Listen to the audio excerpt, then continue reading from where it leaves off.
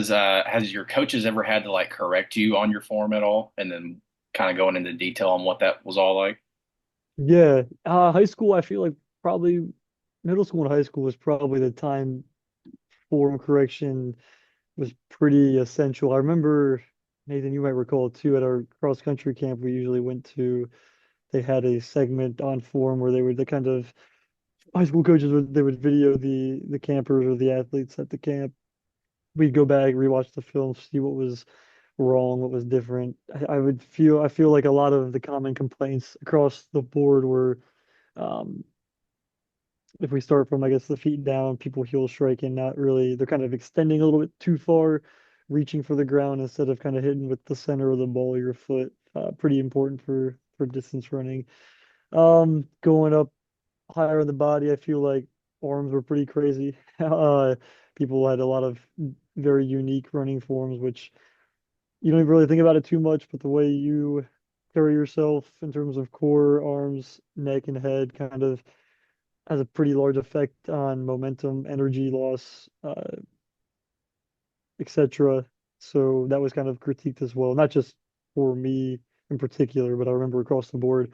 Um, and then yeah, head keeping it straight, focused, and whatnot. I feel like by the time we got to college, a lot of the form had been worked out for a lot of guys on the team. At that point, you had to have some success in high school in order to get within college programs. So a lot of that had been worked out. But yeah, I think that was a pretty big thing for a lot of athletes growing up is learning proper form, like in any sport, make sure you're doing it right, optimizing efficiency, um, maximizing the energy expenditure during the run.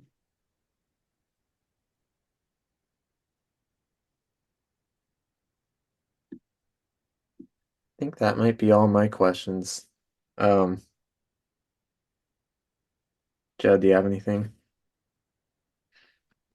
Uh, could you dive into kind of like how coaches from both of your programs tried to like avoid causing overtraining in like the running team you were on? Yeah. Well, I think that's kind of a fine line because sometimes you don't know when you've crossed the line until you have. Uh, Unfortunately, if you're not taking all the precautions and have a close eye to make sure you're not going too far over the line. I feel like at Notre Dame, a lot of the younger guys, when you come into college, first thing they do is up your mileage. They kind of look at what you did in high school, but since high school across the board is very different depending on who your coach is and how, I guess, how much experience they have, kind of varies. So they kind of just, I don't want to say throw you at a wall, but they kind of increase it really quick, and you kind of learn quickly what your body responds well to. That was at Notre Dame, at least. At Walsh, we kind of already had that fine line kind of figured out where body works well. So we knew what line not to cross over. I think for me, 100-mile weeks with two hard workouts and a pretty solid long run a week was too much on top of all the you throw school in there as well. Just was a lot of stress on the body. But I feel like I wouldn't have found my line. Luckily, no injuries or anything, but I found the line by kind of just slowly increasing until the point where I'm like, okay, this might be a little too much. Let's back it off. And that's where we started feeling pretty good.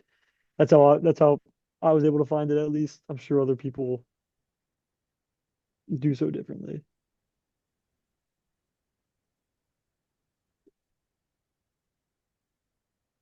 So Zach, what is next for you? You said you're training for a race in like 4 weeks. Yeah, December 7th, it's the US Marathon Championship out in Sacramento. It's a pretty quick course. Pretty excited for it. I got in the pro field, so I'll be starting off with all the guys that are going to be going for the trials qualifier. The goal is to dip under 216, punch my ticket for the 2028 trials. After that, hopefully that goes well.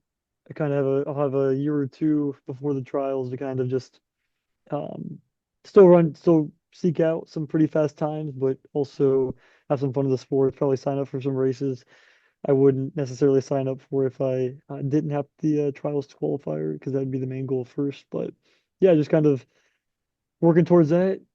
Try to punch the ticket and keep checking off the Ohio marathons as we can. So that's kind of the goal over the next few years, and then obviously run the Delaware Turkey Trot, Nathan, which I hope you're signed up for Thanksgiving as well.